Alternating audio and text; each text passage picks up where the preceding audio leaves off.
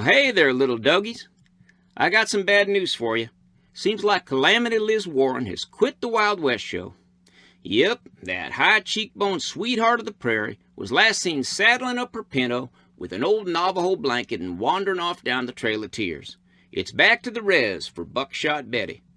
Word around the trading post is that all but 6 of the Warren irregulars washed off their war paint and joined up with one Bernard Sanders, or Old Scoldy as the trappers call him.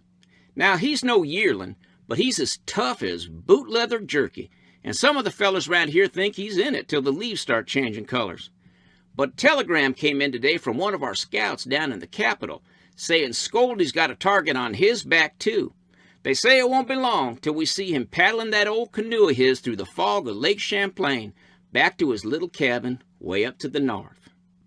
I say that'd be a plumb shame. Why, that'd leave nobody but Pinocchio Joe Biden, the human marionette, down there in D.C. with all the bankers and railroad barons and that bushel barrel full of scalawags feeding off the government trough. Now, I'm just a broke-down old mule skinner. What the hell do I know about politicking? But it sure seems to me that the DNC is playing these idealists like I play cowboy chords on my old git fiddle.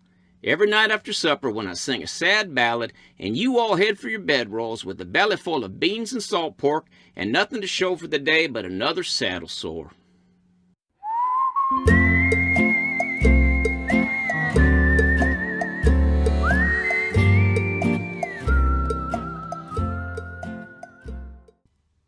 I don't know much about Tom Perez, but I do know that he's been focused on the Sanders insurgency since day one of Trump's presidency. Sanders never went away. He's been campaigning all along. And Perez has apparently been mapping strategies to deal with him all along. I gotta hand it to the DNC. They've played this last week's event like riverboat gamblers taking the month's receipts from a bunch of sod farmers. Bernie has no flexibility in him. He slogs that same old shtick wherever he goes. He has no pivot to make. This is from the New Yorker in July 2017.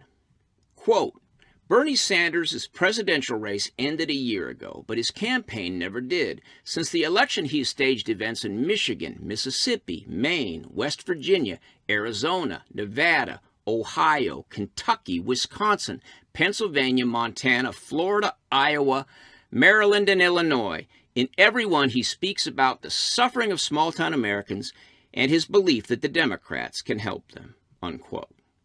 By the way, from September to November of 2017, I myself visited Michigan, Mississippi, Maine, West Virginia, Arizona, Nevada, Ohio, Kentucky, Pennsylvania, Florida, Iowa, Illinois, and 18 other states, and I saw a country bursting with optimism. The first year of the Trump presidency was a pretty rowdy time in America, but old Scoldy was out there slogging the gospel of envy anyway. And he kept it up, just out there gathering up the momentum that seemed to hit a riotous peak in Nevada 2 weeks ago. And then we hit the long-awaited South Carolina primary where everybody, even Bernie, expected Joe to win. He did not disappoint. But as Bernie was girding his loins for Super Tuesday, Perez was apparently making a series of calls. On Sunday, March 1st, Pete Buttigieg dropped out suddenly. On Monday, Amy Klobuchar followed him. Both quickly threw their support to Biden. Super Tuesday was a resounding win for Joe, and by the next day, even Dr. Evil threw in his chips.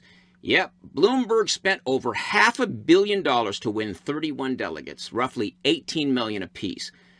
So he folded and threw in with Biden as well. And then yesterday, even Warren, the die-hardiest of all diehards, died. Hard. I guess losing her home state to the brand-new Joe Mentum was writing on the wall enough for her. So unless you count Tulsi Gabbard, who's still a woman and still of color and still for some reason in the race, it really is down to 2 old white men. And they are more or less tied. So my hat's off to Tom Perez on a tough hand played like a master. Don't put the popcorn machine away just yet. Let's see if the burst of votes sure to come his way from Lizzie's camp gets the old Bolshevik fired up again.